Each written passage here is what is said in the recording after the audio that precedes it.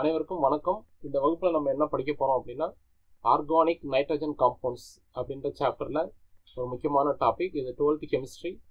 வாங்க என்ன டாபிக்னு பார்க்கலாம். That is about coupling reaction. Coupling ரியாக்ஷனா என்ன அப்படின்னு சொல்லிட்டு டிஸ்கஸ் பண்ண போகிறோம்.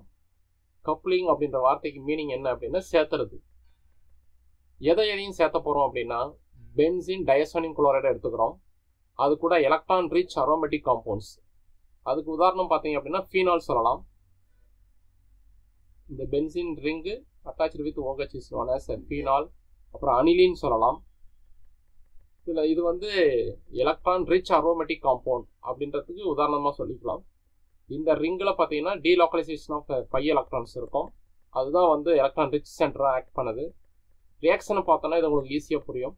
பென்சின் டைசோனியம் குளோரைட்னா உங்களுக்கு தெரியும் காம்பவுண்ட். C6H5ல் N2 சேர்ந்துருக்கும். அப்புறம் Cl. இதை பென்சின் டயசோனியம் குளோரைடு அப்படின்னு சொல்கிறோம். இந்த பென்சின் டயசோனியம் குளோரைடு நான் இப்படி பிரித்து எழுதுறேன். இதில் பார்த்தீங்கன்னா Cl வந்து Cl மைனஸாக போகிறதுக்கு வெளியில் போகிறதுக்கு ரெடியாக இருக்கும் வித் எலக்ட்ரான்.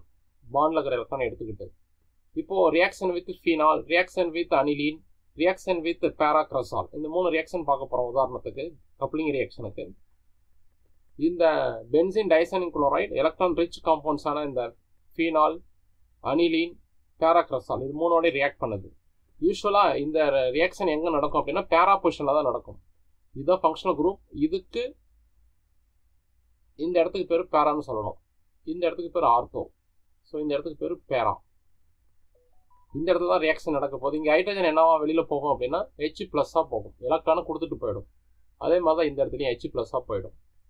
ஸோ யூஸ்வலாக இந்த ரியாக்ஷன் பேரா பொசிஷனில் தான் நடக்கும். சப்போஸ் பேரா பொசிஷனில் இந்த மாதிரி ஏதாவது CH3 மாதிரி சப்ஸ்டிட் குரூப் இருந்துச்சுன்னா அப்போது ஆர்த்தோ பொசிஷனில் இருக்கிற ஹைட்ரஜனை வெளியில் எடுத்துக்கணும். H+ஐ வெளியில் எடுத்துக்கணும். ஸோ இந்த ரியாக்ஷன் எழுதுறது ஈஸி. ஆனால் ரியாக்ஷனுக்கு என்ன கண்டிஷன் பார்த்தீங்க அப்படின்னா டெம்பரேச்சர் வந்து 273லேருந்து 278 கெல்வின் இருக்கணும். இல்லைன்னா 0 டிகிரி செல்சியஸ் அப்படின்னு சொல்லலாம். pH எந்த ரேஞ்சில் இருக்கணும்? இந்த ஃபர்ஸ்ட் ரியாக்ஷன் பார்த்தீங்க அப்படின்னா 9லேருந்து 10 இருக்கணும். ரெண்டாவது ரியாக்ஷனுக்கு 4 to 5. மூணாவது ரியாக்ஷனுக்கு 9 to 10 pH ரேஞ்ச். ஸோ இந்த கண்டிஷன்ஸை நீங்கள் மென்ஷன் பண்ணணும் ரியாக்ஷன் எழுதும் போது. இப்போ வாங்க ஈஸியாக ரியாக்ஷன் எழுதலாம். நம்ம சொன்ன மாதிரி இங்கேருந்து Cl மைனஸ் வெளியில் போயிடுது. அப்போ இந்த HCl வெளியில் போயிடுது. மீதி என்ன இருக்கோ அதை அப்படியே சேர்த்து எழுதுங்க. இந்த பக்கம் இருக்கிற பார்ட் பாருங்கள், அப்படியே பென்சின் N2, அதுக்கப்புறம் பென்சின், இந்த OH இந்த கடைசியில் வந்துருச்சு. ஸோ இதுக்கு பேர் ஆரஞ்சு டை அப்படின்னு சொல்லணும். இது ஆரஞ்சு கலரில் இருக்கும். இங்கே ஃபார்ம் ஆகிற எல்லா காம்பவுண்ட்ஸுக்கு ஜென்ரல் நேம் பார்த்தீங்கன்னா அசோ காம்பவுண்ட்ஸ். இது வந்து ஆரஞ்சு கலரில் இருக்கும் ஃபர்ஸ்ட் இருக்கிறது. செகண்டாக இருக்கிறதுல பார்த்தீங்கன்னா அனிலின் எடுத்துக்கிறேன். அதே ப்ராசஸ் தான். இந்த இடத்துல H+ வெளியில் போயிடுது எலக்ட்ரானை கொடுத்துட்டு. ஸோ அது அந்த இடத்துல N டபுள் பாண்ட் N வந்துடும். பேரா பொசிஷனில் NH2 இருக்குது. ரைட்டா? இதுக்கு பேர் என்னன்னு பார்த்தீங்கன்னா பேரா பொசிஷனில் அமினோ குரூப் இருக்குது. அதனால இதுக்கு பேர் பேரா அமினோ அசோ பென்சின் அப்படின்னு சொல்லலாம். இது என்ன கலரில் இருக்கும் அப்படின்னா எல்லோ கலரில் இருக்கும். இது எல்லோ கலர். இதுவும் அசோ காம்பவுண்ட்ஸ் தான். எல்லாத்துலேயும் N2 இருக்குல்ல, அதனால இது அசோ காம்பவுண்ட்ஸ் தான். அடுத்ததாக பார்த்தீங்கன்னா இதுக்கு பேர் பேரா கிரஸால்னு முன்னையும் சொன்னேன். இதோட ரியாக்ட் பண்ணும்போது பேரா பொசிஷனில் ஏற்கனவே ஒரு குரூப் இருந்துச்சுன்னா இப்போ என்ன பண்ணோம், இந்த Cl மைனஸ் ஆர்த்தோ பொசிஷனில் இருக்கிற இந்த H+ஓட சேர்ந்து வெளியில் போயிடுது. ஸோ அந்த இடத்துல N2 வரும் பாருங்கள். அந்த இடத்துல N2 அப்புறம் பென்சின் ரிங். இதுக்கு பேர் பார்த்தீங்கன்னா 2-phenyl அசோ 2-phenyl அசோ 4-methyl phenol அப்படின்னு சொல்லணும். ஸோ நம்பரிங் எங்கன்னு தரணும், 2-phenyl அசோ. அப்போது ஃபினைல் குரூப் அப்படின்றது என்னன்னு நீங்கள் தெரிஞ்சுக்கணும். ஃபினைல் அப்படின்றது C6H5 ஐப்பாக்கு வைக்கும் போது இதை தான் என்னன்னு சொல்கிறோம் அப்படின்னா ஃபினைல் அப்படின்னு சொல்கிறோம். ஸோ ரெண்டாவது பொசிஷனில் ஃபினைல் குரூப் இருக்குது. அதில் அசோ குரூப் இருக்குது. அசோ குரூப் எந்த இடத்துல இருக்குது அப்படின்னா 4th பொசிஷனில் இருக்குது. சரி, மெத்தில் குரூப் வந்து 4th பொசிஷனில் இருக்குது. ஸோ மெத்திலுக்கு வந்து 4 வரணும் நம்பர்.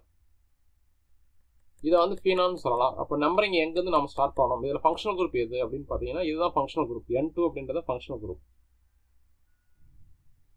ஸோ இந்த ரிங்கில் நம்ம என்ன பண்ணுறோம் அப்படின்னா CH3 வந்து 4th பிளேஸில் இருக்குது. இது 3, இது 2. ஸோ OH அட்டாச் ஆகிருக்கிற கார்பன்லேருந்து அடுத்த கார்பன் 2. அதே மாதிரி N2 அப்படின்றது தான் இங்கே மெயின் ஃபங்க்ஷனல் குரூப்.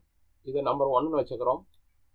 இந்த Nக்கு 1, இந்த கார்பனுக்கு 2, இந்த கார்பனுக்கு 3, இந்த கார்பனுக்கு 4.